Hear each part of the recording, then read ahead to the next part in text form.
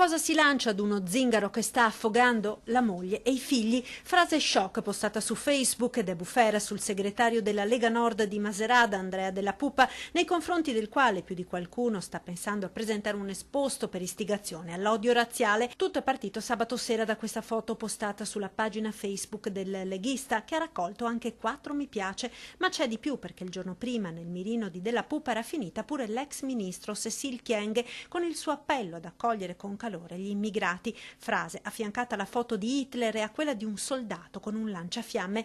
Tanto basta per suscitare una raffica di reazioni politiche di sdegno anche da parte di esponenti dello stesso partito di Della Pupa, dal presidente della regione Veneto Luca Zaia, che condanna fermamente l'episodio, al presidente della provincia Leonardo Muraro, vice segretario nazionale della Liga, che dimostrò la sua insofferenza nei confronti di Della Pupa anche in occasione delle ultime amministrative a Macerata. Il segretario della locale sezione si candidò ma non venne eletto. Appena concluse le elezioni di Macerata, data la particolarità e l'effervescenza di questo segretario, ha inviato una lettera, una mail direttamente al commissario Ivano Faoro chiedendo il suo commissariamento, in quanto non svolge delle funzioni da segretario di sezione. Credo che la Lega nuova, la Lega che vuole essere propositiva, rinega certe affermazioni.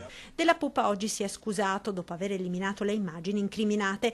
Non sono razzista e non volevo offendere nessuno, né tantomeno istigare nessun altro. Se qualcuno si è sentito offeso ne sono rammaricato e chiedo scusa, scrive in una nota l'esponente del Carroccio. Ma la politica infuria. Floriana Casellato, deputata PD ed ex sindaco di Macerata, condanna senza mezzi termini le frasi e coglie l'occasione per lanciare una stoccata alla Lega, partito che, scrive la parlamentare, da anni contribuisce a diffondere un clima di diffidenza, di intolleranza e in alcuni casi di violenza quantomeno verbale. E da Della Pupa prende le distanze anche il sindaco del comune sul Piave. Lui ammette che è stato un evento goliardico, non c'è niente di goliardico in questo, non si può considerare goliardia una istigazione all'odio razziale. Espressioni esecrabili al di là di ogni limite consentito è il commento del segretario veneto della Lega Flavio Tosi, che annuncia provvedimenti disciplinari nei confronti del segretario di Macerata. Chi è dirigente politico del quarto movimento in termini di consensi a livello nazionale